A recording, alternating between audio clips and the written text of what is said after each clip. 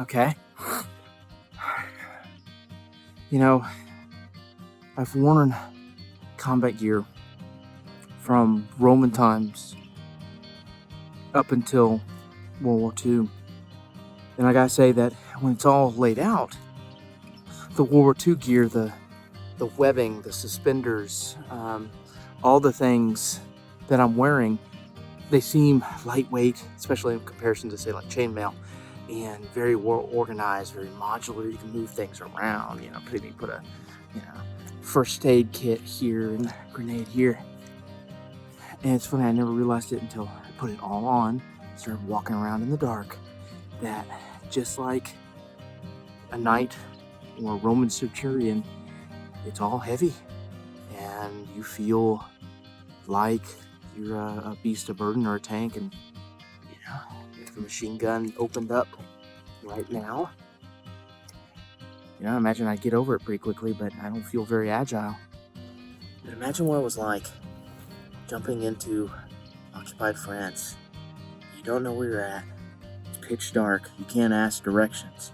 You know that anyone you're likely to meet is going to kill you, so every sound, it's not like, what is that? It's dive into a ditch, hide behind a tree, and your adrenaline's got to be pumping, but the fear. And some paratroopers, in the films, they land alone, but they meet up fairly quickly, and the movie moves on. And in real life, some of those paratroopers didn't link up with other paratroopers for a couple hours, so they were alone. And as I walk alone, that's really hitting me.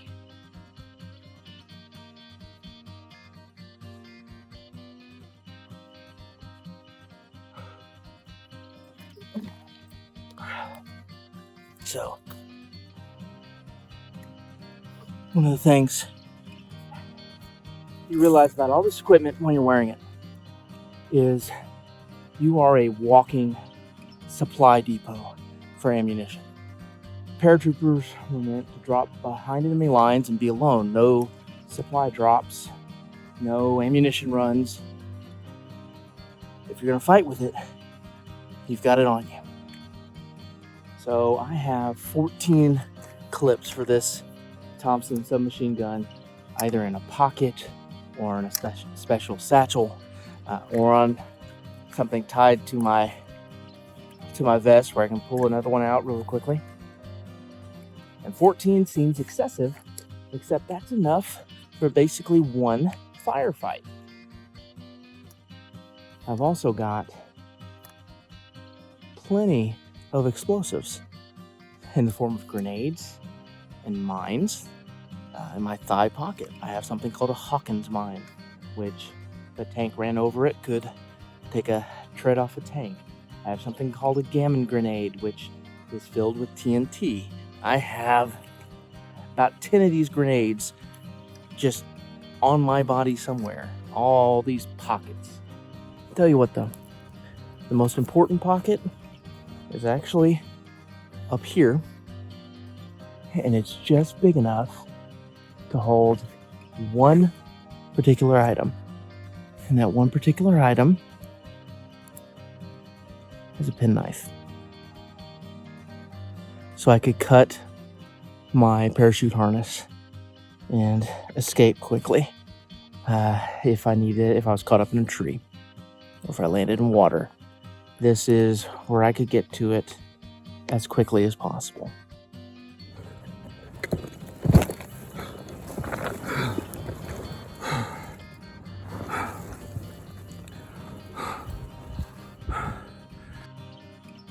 So what are my options for first aid? I have a first aid kit right here. Some of them wore it on their helmets or they tied it to their suspenders. I also have a dedicated first aid kit at the back of my belt. It would contain something called a Carlisle bandage. These bandages were produced in such quantities that you can find them even now. And that actually holds true for almost anything made during World War II. Everything was made on that industrial scale, so it's not hard to find everything from Carlisle bandages to pajamas. I have a sulfa package, which if I could tear open, I could pour it on a wound, and it's essentially an antibiotic. And then I have this. This little yellow box contains what is called a surette. And a surette is essentially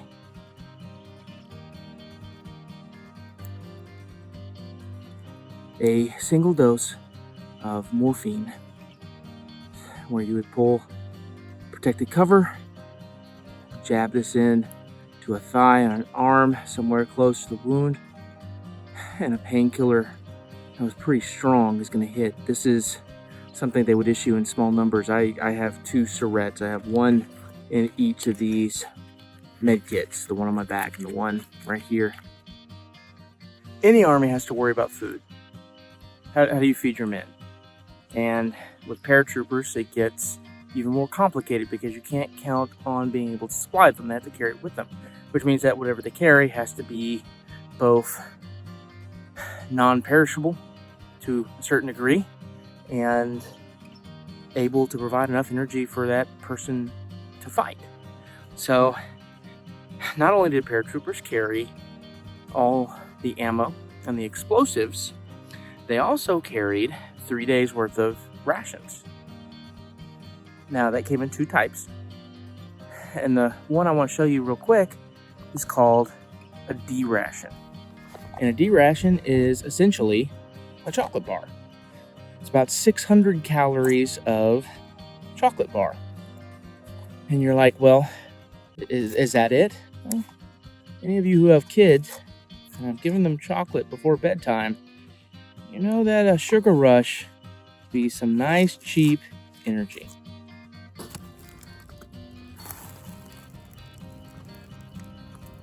Tastes like Nestle's Crunch. But yeah, I'm going to be bouncing off the walls here in about 5 minutes. Some paratroopers carried flashlights, but almost everyone had a Zippo like this one.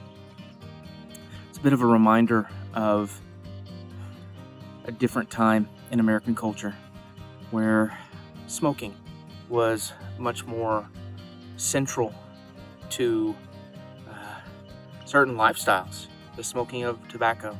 It was so ubiquitous, again, that almost all paratroopers are carrying Zippos, but also that a cigarette ration is included in every K-Ration meal that's provided to the troops.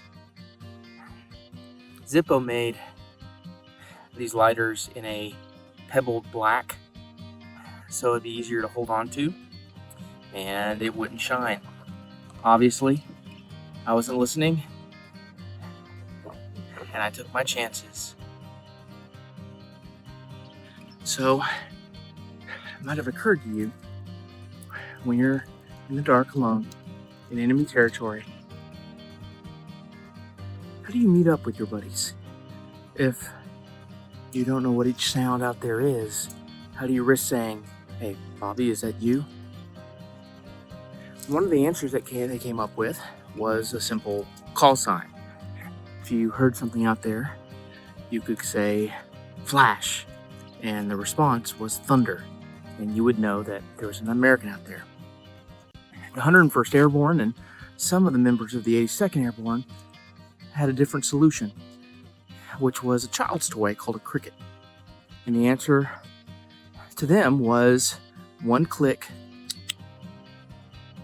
is answered by 2 clicks. An ingenious, cheap solution. But I can't begin to tell you how super loud this is on a still night. And just now, an animal on the side of the trail jumped. Don't know what it was. My heart just leapt just straight into my throat. And I wonder if this had been a loaded weapon, if I would have sprayed the bushes, given away my position. But that's just, deep down I know I'm okay. But it doesn't take much to Didn't take much to scare people. I'm in the middle of a forest. And it's scary. I can see the things that the camera can't see. I can see the bushes and the trees and the hint of a moon. And I can wonder what's down the trail, because I can see the hint of a trail. Just enough for me to worry about whether I'm going to lose it or not in the dark.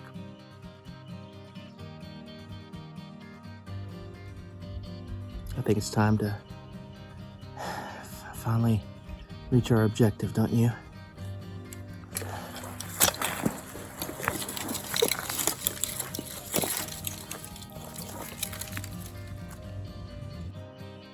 The sun has come up on June 6th, and you might have noticed I've changed gear. I've decided to come out here on a different day equipped as an 82nd Airborne combat medic. And I think it would be a nice juxtaposition to see how different it was for a medic as far as what you're carrying as opposed to just a combat rifleman. So, immediately before I came out here, I thought that it would be pretty obvious that the walking would be easier and lighter, not carrying the accoutrements of war, not carrying rifles and grenades and ammunition, just carrying medical supplies. But what I'm learning is that medical supplies are just as, if not more, uncomfortable. The only difference is my hands are free to go about the business of my trade.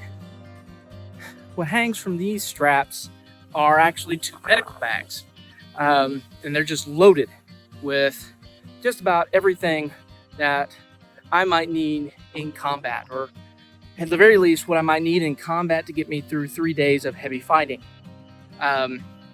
One can't help but realize that medics were probably going to have to scrounge and do a lot of triage with the equipment they had, because all they had was what was in their packs. So I've got these 2 packs that are suspended from this webbing on my chest. In theory, this webbing that the suspenders that the medics carried actually distributed the weight far better than the infantrymen's, and it's not uncommon to see photographs of paratroopers and Army infantrymen who have gotten a hold of the medic suspenders and are using them instead. So one of the things you may have noticed in my gear is this right here, strapped around my thigh. You've probably seen them before if you've ever seen, say, Saving Private Ryan or films about D-Day.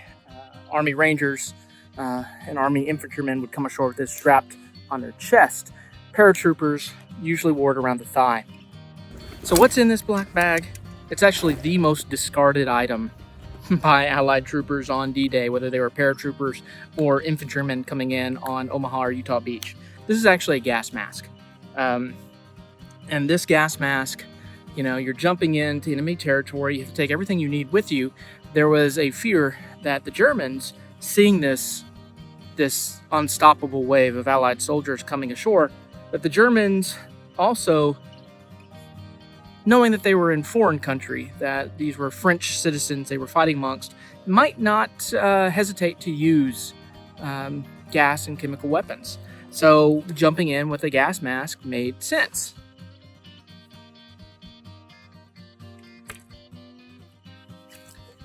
You probably couldn't hear anything I might have been saying while wearing this.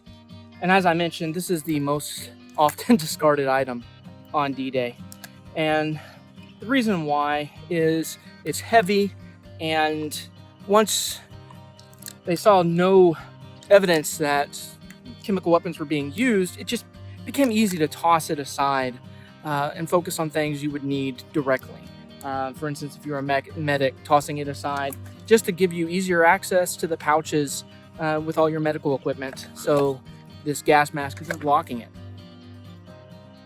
So one of the things that y'all have noticed and we've talked about is that I'm not carrying any firearms. And I haven't been able to find just a great answer if there was a policy in place for whether medics were allowed to carry firearms or not. It does seem that some medics would carry a Colt pistol. You've noticed by now that I'm wearing the red armband. The German army, for the most part, just like the American army, would acknowledge the medic's role and not target them. But there are reports that there were medics on the Western Front that would not paint the red symbol on their helmets or put the armband on like I have, simply because the Germans were targeting them. And those were the medics that would start carrying firearms. So I've chosen not to carry anything but my bayonet knife for this round. And to be honest, as hot as it is today, I'm kind of glad I'm not. Medics have the 2 bags at the very least. Some of them would bring ammo boxes with materials. They have these 2 bags that have medical supplies in them.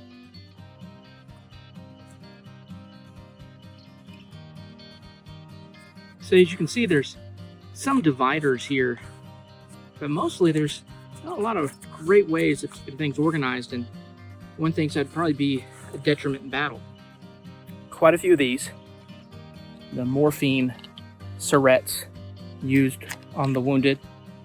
Speaking of morphine, to kind of let people behind the lines know, the doctors, the surgeons, you could fill out their medical tag, just to tell whoever comes along next just what you've done.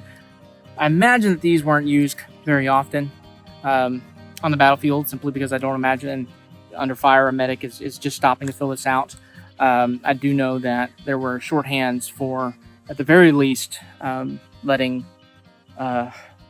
combat surgeons know how many syrettes of morphine someone might have had by just leaving the needle stuck through the jacket.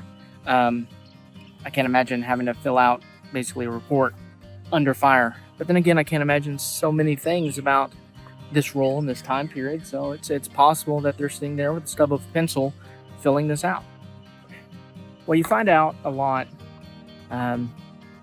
with almost all this military equipment is just the directions are fantastic. Usually there is a picture, just in case someone's gotten a hold of this that needs it but doesn't have the training. So this is a tourniquet. It's not only showing you, but it's telling you what to do. Suture string, needles for what you're thinking. Sometimes you just need to sew someone up.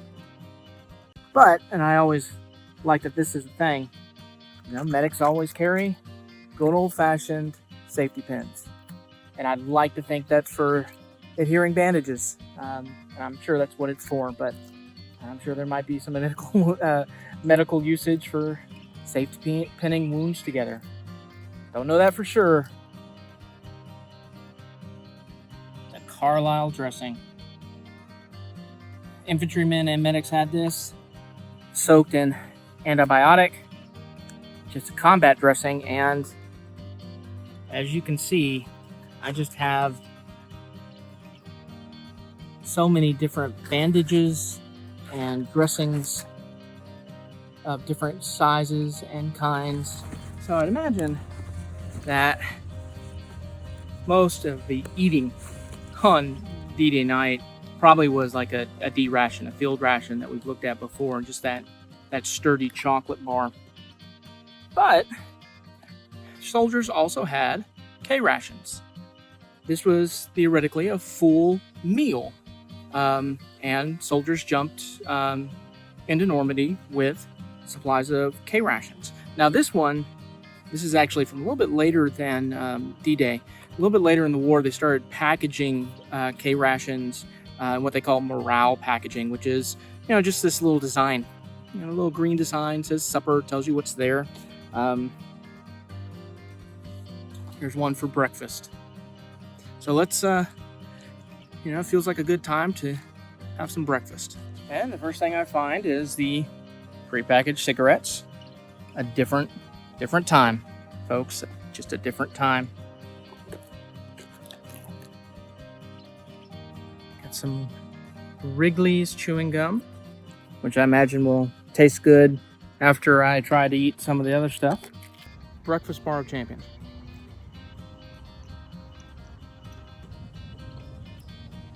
You know, I've done rations for just about every time period. And it really doesn't matter. Your rations are going to have some kind of biscuit.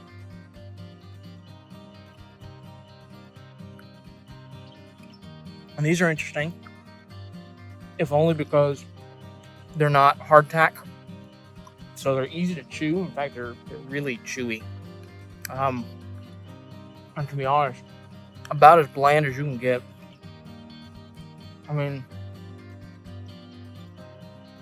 I wouldn't be surprised to discover that the Army personnel designing K-Rations are designing it to essentially be eaten as quickly as possible. And that means make sure they don't enjoy it. Now, we don't want them lingering over a well-cooked meal. Just, you know, give them straight up carbohydrates and hope they eat them as fast as they can and get back into the battle. You know, to wipe your hands when you're done.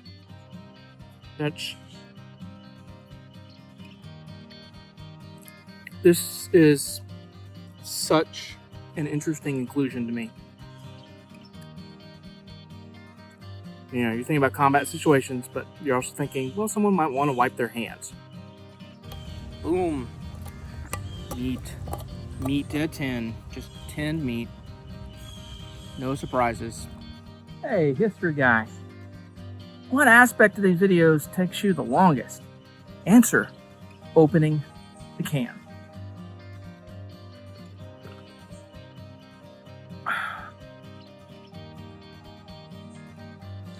Now, I have silverware in a mess kit, but obviously I'm not using it. I gotta stay hydrated. Believe it or not, my medic kit also includes the pills that would take water and purify it to a degree to make it drinkable.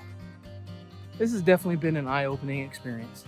Those biscuits I eat in my K-Rations are not that different than the biscuits I would have been eating as a Roman centurion. Well, the end is in sight. This is Heath the History Guy saying so long until we gear up next time.